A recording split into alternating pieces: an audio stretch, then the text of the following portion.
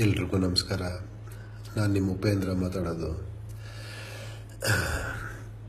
ಈಗಾಗಲೇ ನೀವೆಲ್ಲ ನೋಡ್ತಾ ಇದ್ದೀರಾ, ಕೇರಳಲ್ಲಿ ಕೊಡಗಲ್ಲಿ ಸಿಕ್ಕಾಪಟ್ಟೆ ಮಳೆ ಆಗಿ ಅತಿವೃಷ್ಟಿಯಾಗಿ ತುಂಬ ಜನ ತುಂಬ ಸಂಕಷ್ಟದಲ್ಲಿದ್ದಾರೆ ಅಂತ. ಹೌದು, ಎಲ್ರಿಗೂ ನೋವಾಗುತ್ತೆ. ಮಾನವೀಯತೆ ಇರೋರಿಗೆಲ್ಲರಿಗೂ ನೋವಾಗುತ್ತೆ. ಅದಕ್ಕೆ ನಾವು ಒಬ್ಬೊಬ್ಬರು ಒಂದೊಂದು ರೀತಿ ರಿಯಾಕ್ಟ್ ಮಾಡ್ತೀವಿ. ನನಗೆ ಏನಾಯಿತು ಗೊತ್ತಾಗಲಿಲ್ಲ, ಒಂಥರ ಬ್ಲ್ಯಾಂಕ್ ಆಗ್ಬಿಟ್ಟಿದ್ದೀನಿ.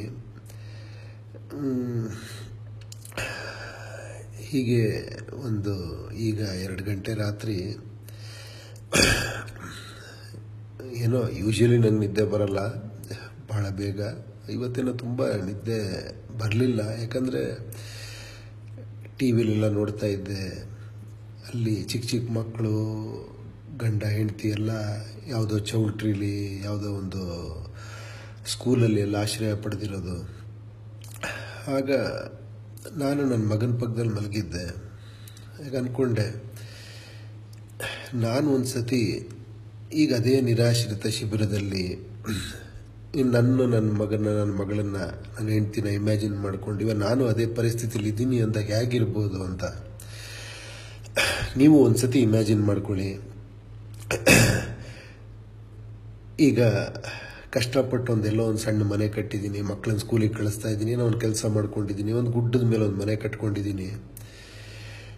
ಮಳೆ ಸ್ಟಾರ್ಟ್ ಆಯಿತು, ನಿಲ್ತಾ ಇಲ್ಲ. ಫಸ್ಟ್ ಮಕ್ಕಳು ಖುಷಿಯಾಗಿ ಓಡಾಡ್ತಾ ಇದ್ರು, ಮಳೆ ಅಂದ್ಕೊಂಡು. ಆಮೇಲೆ ಮಳೆ ನಿಲ್ತಾನೆ ಇಲ್ಲ. ಇದು ಹಿಂಗೆ ಕಂಟಿನ್ಯೂ ಕೊನೆಗೆ ಭೀಕರ ಆಗಿ ಮನೆ ಕುಸಿದೋಗೋ ಪರಿಸ್ಥಿತಿ ಬಂದಾಗ ಯಾರೋ ಒಂದಷ್ಟು ಜನ ಬಂದು ಮನೆಯಿಂದ ಹೊರಗೆ ಬಂದ್ಬಿಡಪ್ಪ, ಕುಸಿದೋಗ್ಬಿಡುತ್ತೆ ಅಂದರು. ಏನು ಮಾಡಬೇಕು ಗೊತ್ತಾದೆ, ಮಕ್ಕಳನ್ನ ಕರ್ಕೊಂಬಂದು ಹೊರಗೆ ನಿಂತ್ಕೊಂಡೆ. ನನ್ನ ಕಣ್ಣು ಮುಂದೆನೇ ಮನೆ ಕುಸಿದೋಯ್ತು. ಸಿಕ್ಕಾಪಟ್ಟೆ ನೀರು ಎಲ್ಲಂದ್ರಲ್ಲಿ. ಅಲ್ಲಿಂದ ಎಲ್ಲಿಗೆ ಹೋಗಬೇಕು ಅಂತಲೂ ಗೊತ್ತಾಗಿಲ್ಲ ನನಗೆ. ಮಕ್ಕಳನ್ನು ಹೆಂಡ್ತಿನ ಕರ್ಕೊಂಡು ಏನು ಮಾಡಬೇಕು ತೋಚದೇ ಇದ್ದಾಗ ಎಲ್ಲ ಕಡೆ ಪ್ರಚಾರ ಆಯಿತು.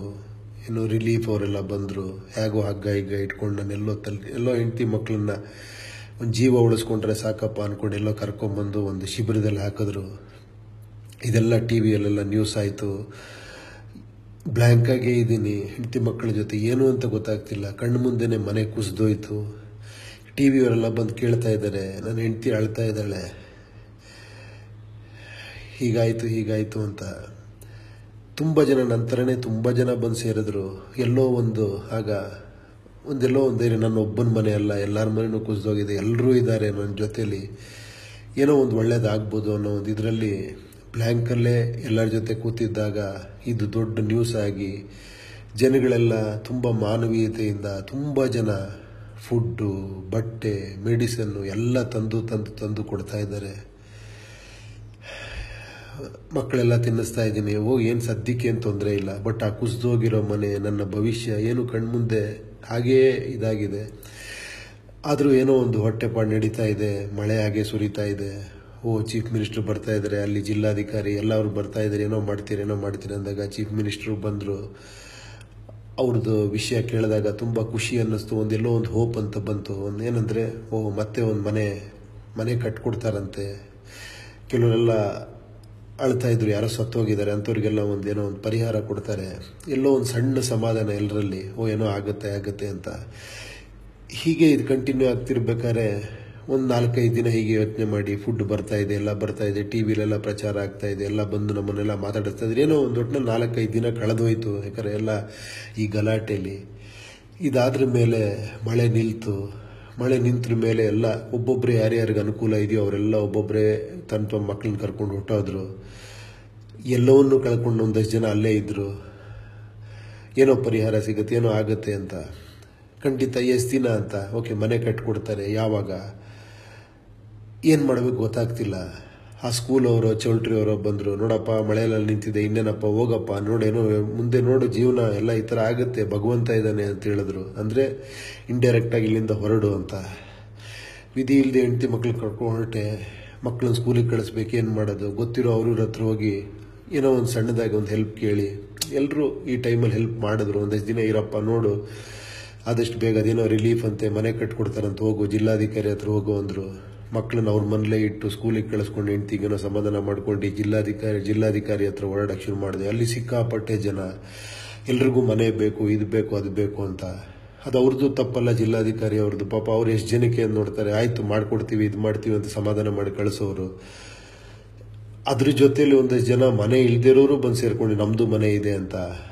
ಮನೆಯಲ್ಲಿ ಗುಡ್ಡಗಳೇ ಕುಸಿದೋದಾಗ ಯಾವ ಜಾಗದಲ್ಲಿ ಮನೆ ಕಟ್ಟೋದು ಅನ್ನೋದೇ ಎಲ್ಲರಿಗೂ ಕನ್ಫ್ಯೂಷನ್. ಓಕೆ, ಆದರೂ ಒಂದೆಲ್ಲೋ ಸಮಾಧಾನ ನೋಡಿ, ಮನೆ ಆಗುತ್ತಪ್ಪ, ಮಾಡ್ತಿದ್ದೀವಿ, ಎಲ್ಲ ದುಡ್ಡು ಬರ್ತಾ ಇದೆ, ರಿಲೀಫ್ ದುಡ್ಡು ಬಂದಿದೆ ಅಂತ. ಹೀಗೆ ಕಂಟಿನ್ಯೂ ಆಗ್ತಾ ಇತ್ತು.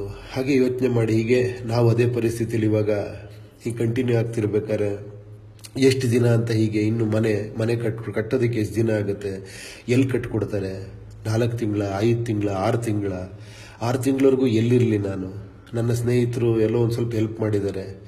ಕೊನೆಗೆ ಎಲ್ಲೋ ಒಂದು ಕಡೆ ಗುಡಿಸಲು ಕಟ್ಕೊಳ್ಳೋಂಥ ಅನಿವಾರ್ಯ ಪರಿಸ್ಥಿತಿ ಬಂತು. ಎಲ್ಲೋ ಒಂದು ಕಡೆ ಗುಡಿಸಲು ಕಟ್ಕೊಂಡ್ರೆ ಇವಾಗ ಸದ್ಯಕ್ಕೆ ಇರೋಣ, ಆಮೇಲೆ ನೋಡೋಣ ಅಂದ್ಕೊಂಡು ಒಂದು ಸಣ್ಣ ಗುಡಿಸ್ಲಿಗೆ ಏನೇನೋ ಒದ್ದಾಡಿ ಒಂದು ಗುಡಿಸಲು ಕಟ್ಕೊಂಡೆ.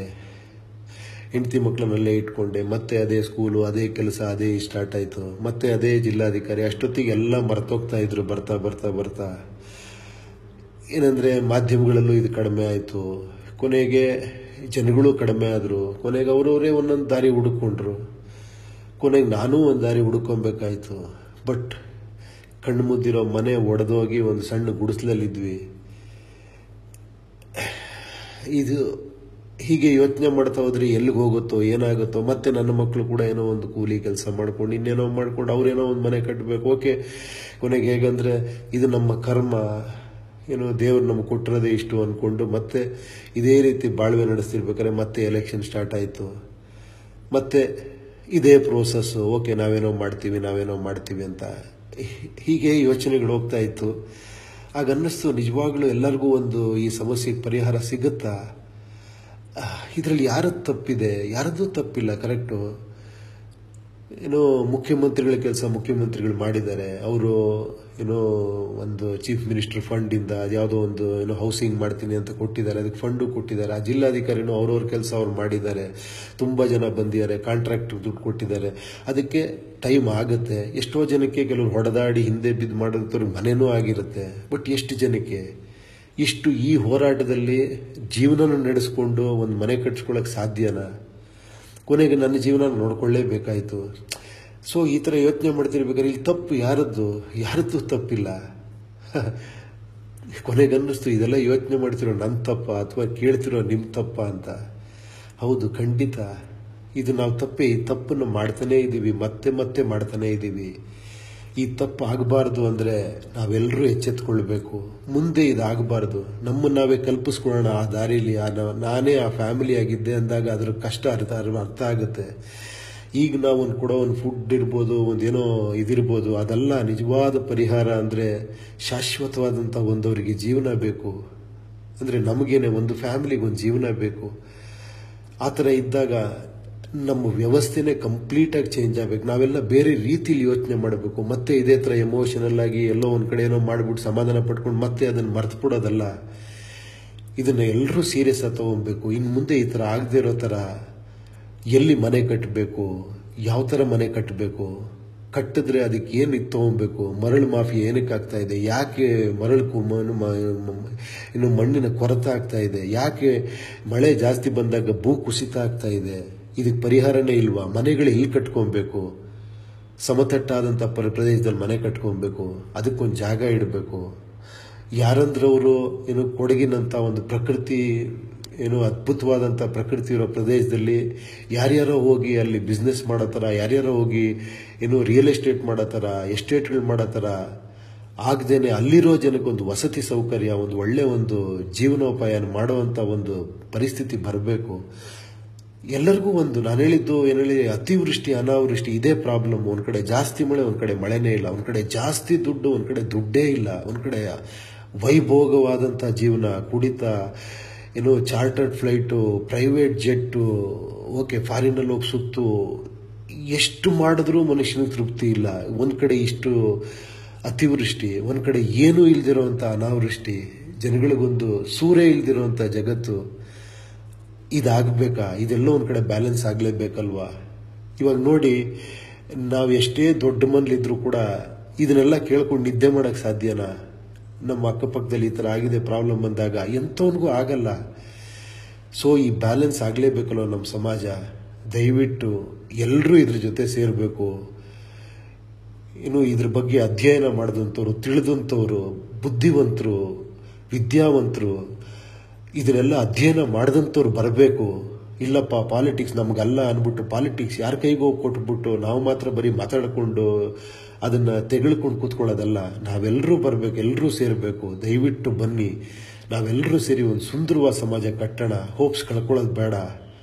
ಮತ್ತೆ ಒಂದ್ಸತಿ ಮತ್ತೆ ಯೋಚನೆ ಮಾಡಿ, ಅದೇ ಒಂದು ಫ್ಯಾಮಿಲಿನ, ಒಂದು ಸಣ್ಣ ಮನೆ, ಮಳೆ ಬರ್ತಾ ಇದೆ, ಮತ್ತೆ ಉದುರೋಯ್ತು, ಎಲ್ಲೋ ಒಂದು ರಿಲೀಫ್, ಇದು ಒಂದ್ಸತಿ ಯೋಚನೆ ಮಾಡಿ. ನಮ್ಮ ಜೀವನ ಅದೇ ಥರ ಆದರೆ ಹೇಗಾಗತ್ತೆ? ಖಂಡಿತ ಒಂದು ಟೈಮಲ್ಲಿ ನಮಗೂ ಇದೇ ಆಗುತ್ತೆ. ಇದೇ ಥರ ಸಿಟಿ ಬೆಳ್ಕೊಂಡು ಇದೇ ಥರ ಆದಾಗ ನಮಗೂ ಇದೇ ಡಿಸಾಸ್ಟರ್ಸು, ಇದೇ ಒಂದು ಅಪಾಯಕರವಾದ ಸನ್ನಿವೇಶ ಬಂದೇ ಬರುತ್ತೆ. ಇವಾಗಲೇ ಎಚ್ಚೆತ್ಕೊಳ್ಬೇಕು ನಾವು. ದಯವಿಟ್ಟು ಎಲ್ಲರೂ ಯೋಚನೆ ಮಾಡಿ, ನಾವೆಲ್ಲರೂ ಸೇರಿ ಏನೋ ಒಂದು ಮಾಡೋಣ. ಇದು ಪೊಲಿಟಿಕಲ್ ಆಗಿ ಯೋಚನೆ ಮಾಡೋದು ಬೇಡ. ಇದು ಸಾಧನೆ ಅಲ್ಲ, ಇದು ನಮ್ಮೆಲ್ಲರ ಕರ್ತವ್ಯ. ನಾವೆಲ್ಲರೂ ಸೇರಬೇಕು, ಇದು ಮಾಡಬೇಕು. ದಯವಿಟ್ಟು ಎಲ್ಲರೂ ಕೈ ಜೋಡಿಸಿ ಬನ್ನಿ, ಏನಾರ ಒಂದು ಮಾಡೋಣ. ನನಗನ್ನಿಸ್ತಿರೋದು ಇಷ್ಟು ಹೇಳ್ತಾ ಇದ್ದೀನಿ. ದಯವಿಟ್ಟು ನೀವು ಯೋಚನೆ ಮಾಡಿ, ಏನಾರ ಇದ್ದರೆ ದಯವಿಟ್ಟು ನನ್ನ ಜೊತೆ ಶೇರ್ ಮಾಡಿ. Thank you. ನಿಮ್ಮ ಉಪ್ಪಿ.